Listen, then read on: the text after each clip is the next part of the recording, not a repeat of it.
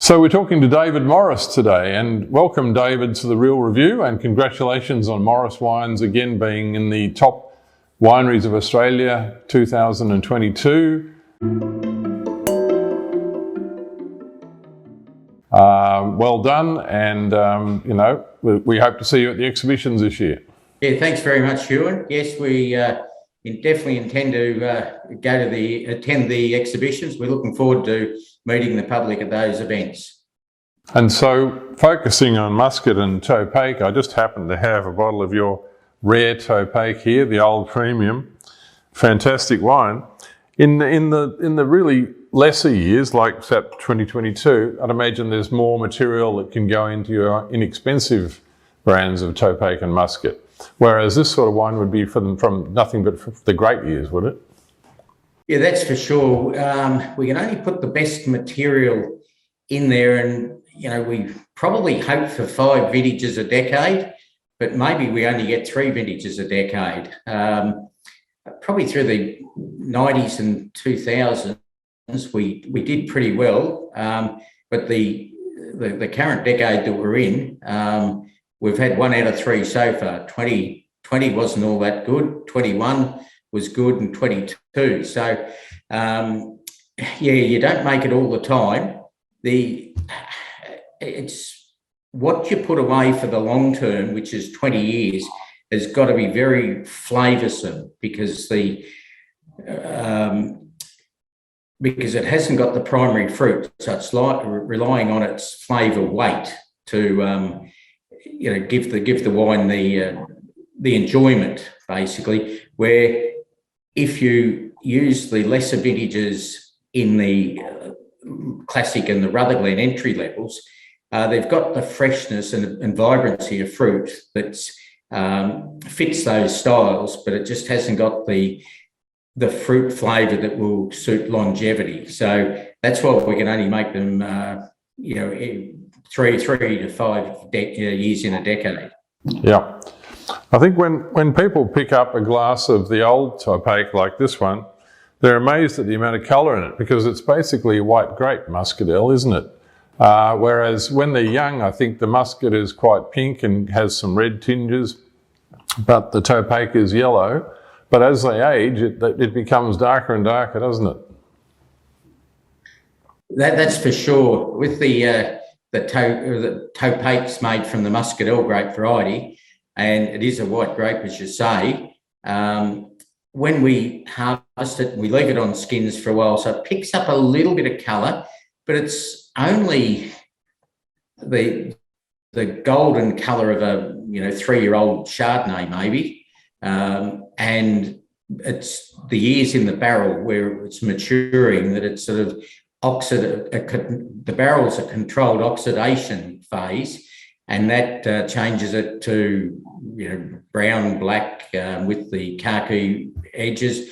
And then the Muscat's the same as well. It starts its life as not quite a pretty pink, but a bit more of a deeper red than that. And and it ends up that browny black colour with definitely 20 years average age to the wines as you've got in front of you.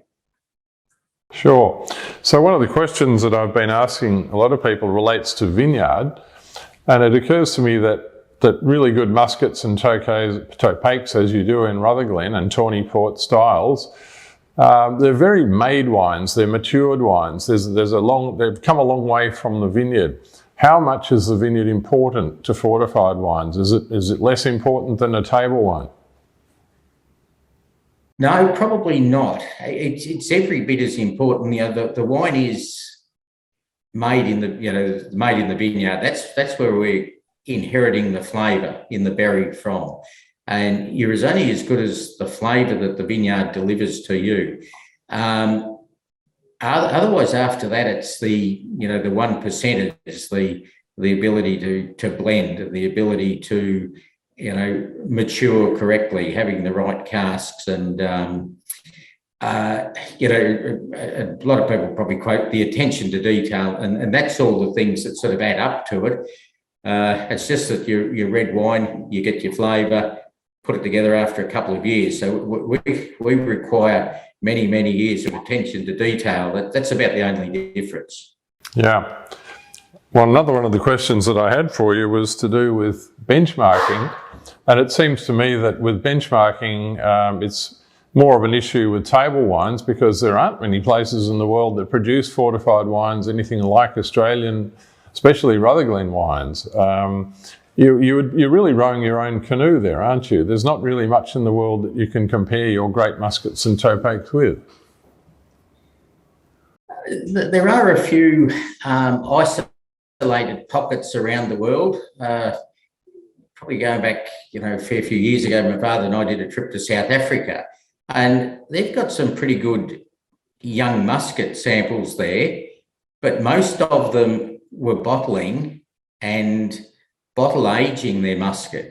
And, to a certain extent, Australian producers think that muscat will improve in the cask, but where it'll marginally flatten over time in a bottle. So, but that's just a different perspective. But their young muscats look comparable to Australia, just that they were maturing it in a vastly different way than we are. A couple of people had left them in barrels, and they looked similar to ours. So, and then there's a bit made in Portugal and Spain as well, but they seem to not have as much fruit freshness as the Australian style.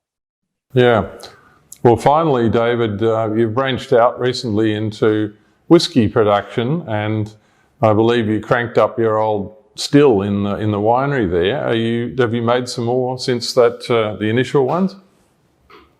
Yes, they did fire up the old still that hadn't been used in my time. I think the last time Mick had used it in the 80s, for producing spirit for fortification of our muskets. But we could buy spirit in from Tarak cheaper than we could produce it, and also probably better quality. So that's why we've stopped producing it ourselves. So the still laid idle, and so the boys have actually fired it up for whiskey. I'm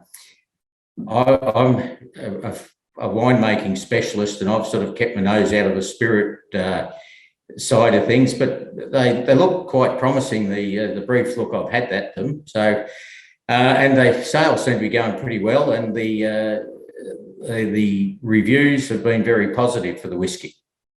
Yeah, I've certainly enjoyed it, especially the one that's been aged in the old muscat barrels. It's a beautiful whiskey, and I believe you'll be showing that to the public during our exhibitions, which is great. Yes, that'll be on for tasting, along with a couple of other muskets as well. So they'll be able to see a younger, fruitier style of muscat with a full, rich aged, concentrated muscat, and the muscat that was matured in whiskey barrel that will show those muscat overtones to the whiskey character. So David Morris, thank you very much for your company today. It's been great talking to you. I hope to see you at one of our exhibitions in Sydney or Melbourne. And again, congratulations on Morris Wines being in the Real Review Top Wineries of Australia 2022. Thanks, David. Great. Thanks very much, Huon. Have a great day.